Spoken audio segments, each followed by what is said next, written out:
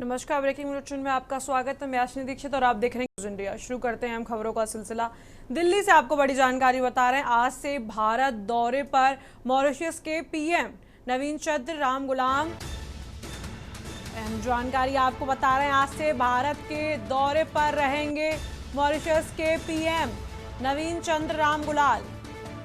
8 दिन की भारत यात्रा पर कल मुंबई पहुंचेंगे मॉरिशस के पीएम। मॉरिशस के प्रधानमंत्री रामगुलाम वाराणसी जाएंगे। अहम जानकारी आपको बता रहे हैं दिल्ली से।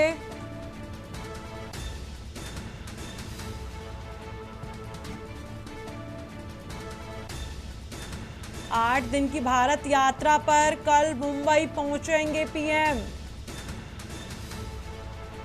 मॉरिशस के प्रधानमंत्री रामगुलाम जाएंगे बनारस। अहम जानकारी आपको बता रहे हैं। आज से भारत दौरे पर मॉरिशस के पीएम। आज से भारत के दौरे पर रहेंगे मॉरिशस के पीएम। आपको बता दें कि 8 दिन की भारत यात्रा पर है मॉरिशस पीएम।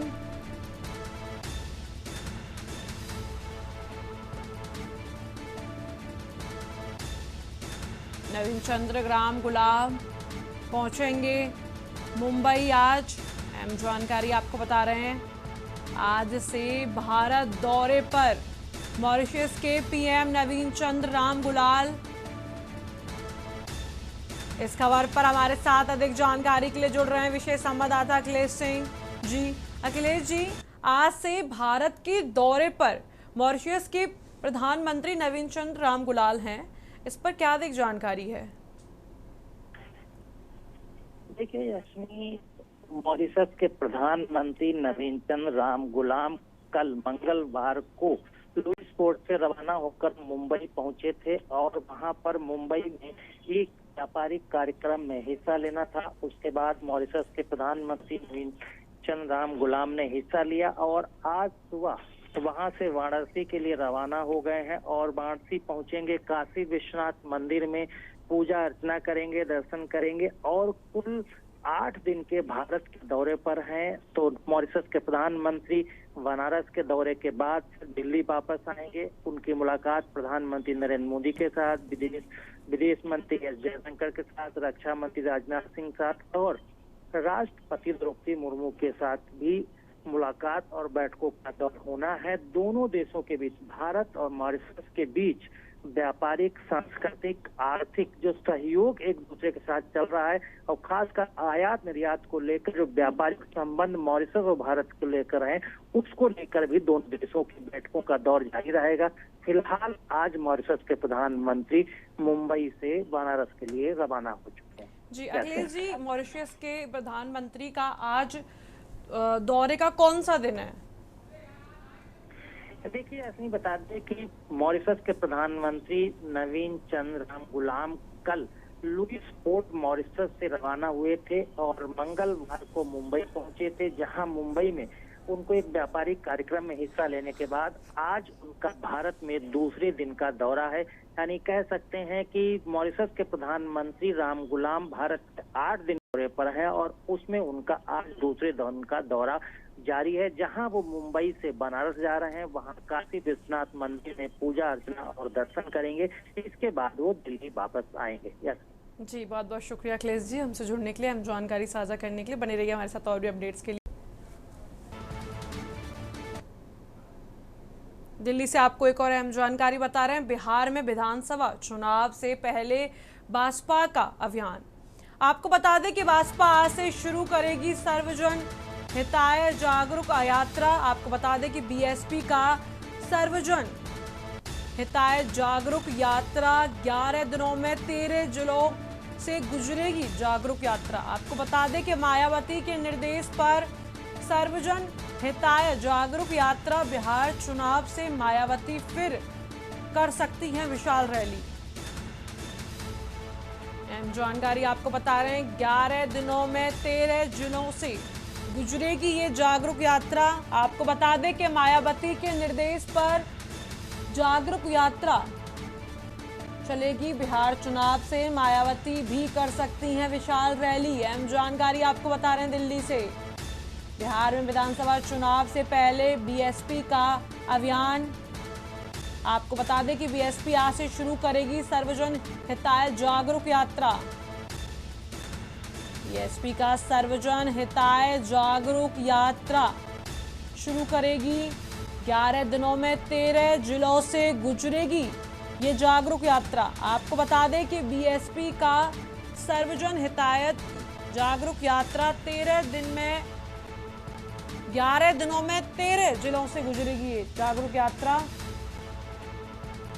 इस खबर पर हमारे साथ अधिक जानकारी के लिए जुड़ रहे हैं विशेष संवाददाता अखिलेश सिंह जी। अखिलेश सिंह जी, बीएसपी का जो ये सर्वजन हितायत जागरूक यात्रा है जो 11 दिनों में 13 जिलों से गुजरने की बात कही जा रही है, इस पर क्या अधिक जानकारी है?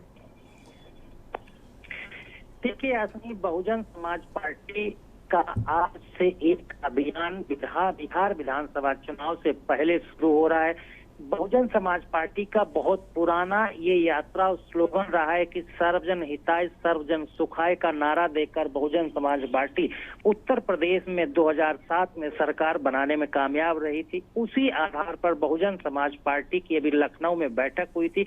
उसमें मायावती के बैठक में अध्यक्षता में एक कार्यक्रम तय किया गया था और उसी के बाद इस निर्देश दिया था कि बहुजन समाज पार्टी बिहार विधानसभा चुनाव से पहले यानी 10 सितंबर से एक यात्रा की शुरुआत करेगी।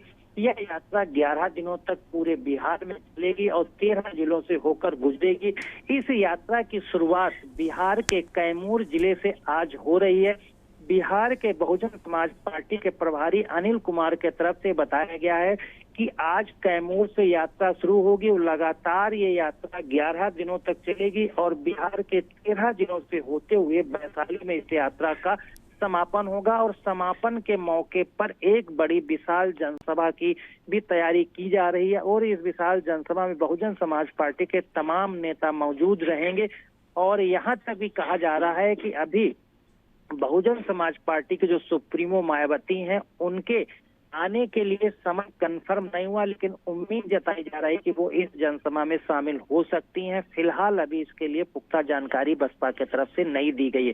तो ये कहा जा सकता है कि बिहार विधानसभा चुनाव से पहले भारतीय जनता पार्टी, कांग्रेस जैसी तमाम पार्टियां वहां पर अपने दावे के साथ चुनाव प्रचार में लगी हुई हैं, तो बहुजन समाज पार्टी भी उसके साथ अपना चुनावी मैदान में आज से उतरने जा रही है।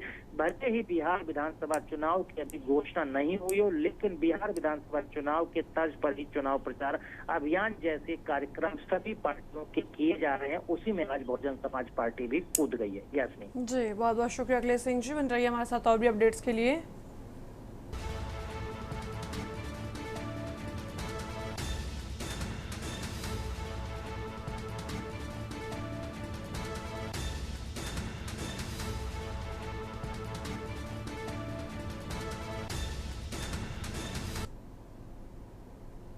रायबरेली से आपको अहम जानकारी बता रहे हैं। सांसद राहुल गांधी का रायबरेली दौरा आज। आपको बता दें कि 2 दिवसीय दौरे पर आज रायबरेली आएंगे राहुल गांधी। 10 और 11 सितंबर को रायबरेली में रहेंगे राहुल गांधी। आपको बता दें कि लखनऊ एयरपोर्ट से सड़क मार्ग होते हुए आएंगे राहुल गांधी। हरचंदपुर विधानसभा के बूथ कार्यकर्ताओं के साथ करेंगे बैठक। आपको बता दें कि शहर में प्रजापति समाज के लोगों के साथ राहुल का होगा संवाद। गोरा बाजार चौराहे पर अशोक स्तंभ का करेंगे राहुल गांधी लोकार्पण। जानकारी आपको बता रहे हैं, मोहिलाओं मऊ गांव के बने वीरा पासी ग्राम वन में करेंगे पौधारोपण। ऊंचाहार विधानसभा के बूथ स्तरीय कार्यकर्ताओं के साथ करेंगे बैठक। आपको बता दें कि एनटीपीसी गेस्ट हाउस में राहुल गांधी करेंगे रात्रि विश्राम। 11 सितंबर गेस्ट हाउस में पार्टी के नेताओं और जनता से करेंगे मुलाकात। 12 बजे कलेक्ट्रेट परिसर में दिशा की बैठक की अध्यक्षता करेंगे राहुल गांधी। दिशा की बैठक के बाद लखनऊ होते हुए दिल्ली के लिए रवाना होंगे राहुल गांधी।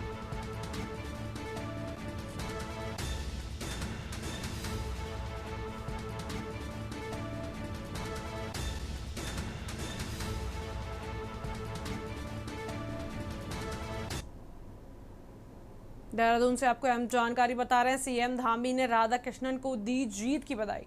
आपको बता दें कि उपराष्ट्रपति चुनाव में जीत की हार्दिक बधाई दी धामी ने। आपका नेतृत्व, कहा धामी ने कि आपका नेतृत्व लोकतंत्र को मजबूती देगा। सीएम धामी ने कहा कि राधा कृष्णन को की जीत लोकतंत्र को मजबूती देगी। अहम जानकारी आपको बता रहे हैं, सीएम धामी ने राधा कृष्णन को दी जीत की बधाई।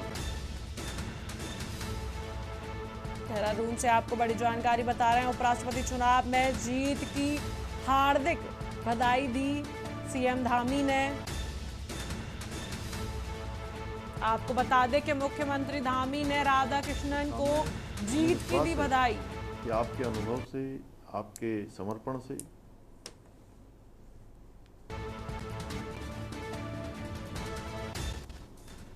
सीएम धामी ने कहा कि आपके नेतृत्व में लोकतंत्र को और भी मजबूती मिलेगी। अहम जानकारी आपको बता रहे हैं, सीएम धामी ने राधा कृष्णन को दी जीत की बधाई। अगली खबर की ओर रुख करते हैं। कानपुर नगर वासियों के लिए ये गर्व की बात है कि स्वच्छ वायु सर्वेक्षण 2024 में कानपुर नगर निगम के मिलियन प्लस शहरों में श्रेणी में देश भर में 5वां स्थान हासिल किया है। ये रैंकिंग भारत सरकार के पर्यावरण, वन एवं जलवायु परिवर्तन मंत्रालय द्वारा national clean air program NCAP के तहत जारी की गई। इस सर्वेक्षण में शहर की वायु गुणवत्ता सुधारने के लिए किए गए प्रयासों के आधार को बनाया गया, जिसमें मियावाकी पद्धति, सड़क सुधार एवं धूल नियंत्रण, यात्रिक सड़क सफाई व जल छिड़काव, कचरा एवं अवशिष्ट प्रबंधन तथा यातायात प्रबंधन व निगरानी प्रणाली जैसे प्रोजेक्ट शामिल थे। कानपुर नगर निगम को कुल 192 अंक मिले। इस उपलब्धि पर निगम की महापौर प्रमिला पांडे और नगर आयुक्त सुधीर कुमार ने शहरवासियों को बधाई दी और अपील की कि सभी मिलकर प्रयास करें ताकि आगामी वर्षों में कानपुर देश भर में अपना पहला स्थान बना सके। ये उपलब्धि कानपुर के लगातार हो रहे विकास और स्वच्छता की दिशा में प्रयासों का परिणाम है।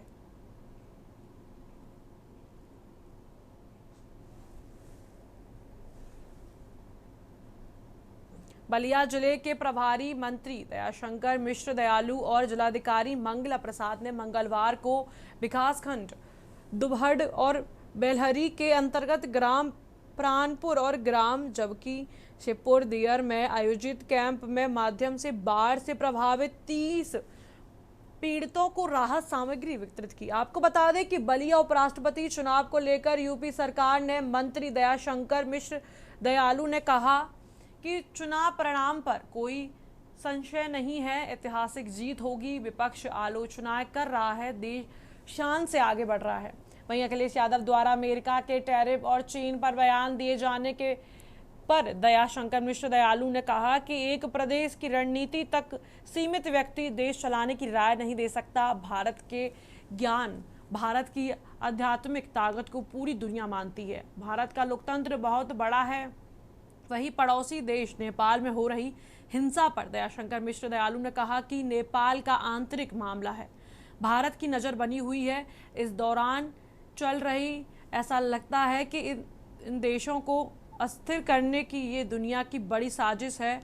इसको भारत की सरकार बड़े अच्छे से संज्ञान में ले रही है कि संसार एक सबसे अधिक ग्रोथ रेट भारत का है और ऐसे देश को अपने आप महाशक्तिशाली समझते होंगे। इनको खतरा दिखाई दे रहा होगा भारत से। पड़ोसी देशों को भारत से सीखना चाहिए।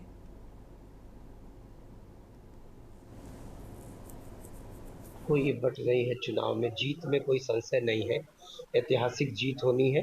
परिणाम आपके साथ चूंकि वोट पड़ चुका है और 4 बजे के बाद उसका परिणाम आ जाएगा। तो जो गठबंधन है भारतीय जनता पार्टी का, वो इतना अटूट गठबंधन है कि किसी के बिखरने का, किसी के क्रॉस वोट करने का कोई चांस नहीं है। तो मुझको लगता है ये ऐतिहासिक परिणाम ऐतिहासिक वोटों से विजय से हो। सपा अध्यक्ष अखिलेश यादव का कहना है कि बीजेपी इस्तेमाल करती है और फेंक देती है, ऐसी पार्टी है। जैसे उपराष्ट्रपति धनखड़ का इस्तेमाल किया और फेंक दिया है, पता नहीं कहाँ है। देखिए, फिलहाल वक्त हो चुका है एक छोटी सी ब्रेक का, जल्द मिलते हैं ब्रेक के बाद। आप देख रहे हैं के न्यूज, खबरों का सार। ब्रेक के बाद आप सभी का स्वागत है। रुक करते हैं अगली खबर की ओर। खबर गुरुग्राम से है, जहां 120 बहादुर फिल्म को लेकर गुरुग्राम के खेड़की दौला टोल प्लाजा स्थित अहीर रेजिमेंट धरना स्थल पर यदुवंशी समाज की विशाल महापंचायत आयोजित की गई। आपको बता दें कि इस महापंचायत का उद्देश्य निर्देशक श्री रजनीश गई और निर्माता श्री फरहान अख्तर द्वारा बनाई जा रही फिल्म 120 बहादुर के शीर्षक का विरोध दर्ज कराया था। यदुवंशी समाज ने ये स्पष्ट कहा कि 1962 के भारत चीन युद्ध के दौरान रेजागला की ऐतिहासिक लड़ाई में शौर्य दिखाने वाले 13 कुमाऊं बटालियन को सरकार द्वारा वीर अहीर की उपाधि प्रदान की गई थी। अतः फिल्म का शीर्षक 120 वीर अहीर होना चाहिए। 120 बहादुर शीर्षक न केवल 114 वीर शहीदों का अपमान है, बल्कि युद्ध इतिहास की तुलना में भी ये अनुसूचित और अस्वीकार है। महापंचायत में भारी संख्या में यदुवंशी समाज के लोग उपस्थित हुए और उन्होंने निर्माताओं की इस अनदेखी पर गहरी नाराजगी व्यक्त की। समाज का कहना है कि फिल्म का शीर्षक बदलकर 120 वीर अहीर किया जाए।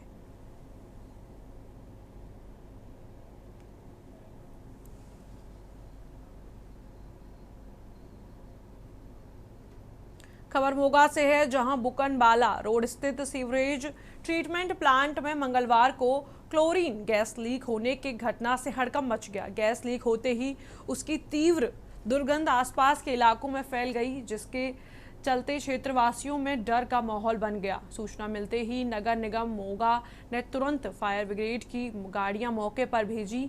साथ ही नगर निगम मोगा के मेयर बलजीत सिंह और फायर ब्रिगेड अधिकारी रविंद्र सिंह भी घटनास्थल पर पहुंचे। फायर ब्रिगेड टीम ने तत्काल कार्रवाई करते हुए गैस लीक पर काबू किया। हालांकि लीक गैस के संपर्क में आने के बाद एक फायर ब्रिगेड कर्मचारी की तबीयत बिगड़ गई। उसने तुरंत मोगा के सरकारी अस्पताल ले जाया गया, जहां से प्राथमिक उपचार के बाद उसे एक प्राइवेट अस्पताल में दाखिल करवाया गया। डॉक्टरों के अनुसार फिलहाल उसकी हालत खतरे से बाहर है। गैस लीक के कारण भी अभी तक कोई अधिकारी पुष्टि नहीं कर रहा है किसका कारण क्या है। नगर निगम की ओर से जांच शुरू कर दी गई है और तकनीकी टीमों को भी प्लांट की जांच में लाया गया है। मेयर बलजीत सिंह और अधिकारी रविंद्र सिंह ने बताया कि स्थिति पर पूरी तरह काबू पा लिया गया है और लोगों को घबराने की जरूरत नहीं है। इस घटना के बाद नगर निगम की सभी प्लांट्स की सुरक्षा जांच के आदेश भी जारी किए गए हैं, ताकि भविष्य में ऐसी कोई भी घटना दोबारा ना हो सके।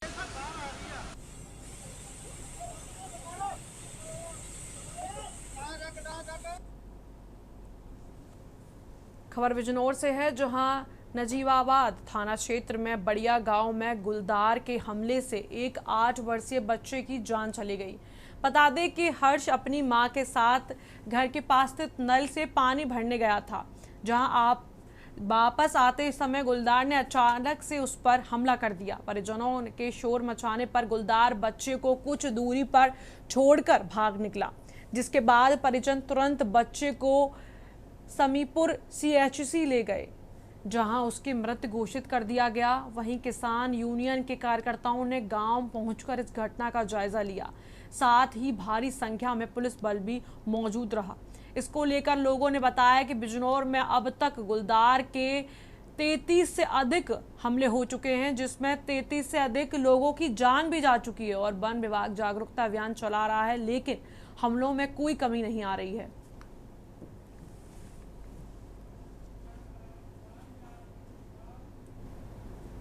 फिलहाल इस बुलेटिन में इतना ही। आप देखते रहिए के न्यूज इंडिया। आप देख रहे हैं के न्यूज, खबरों का सारथी।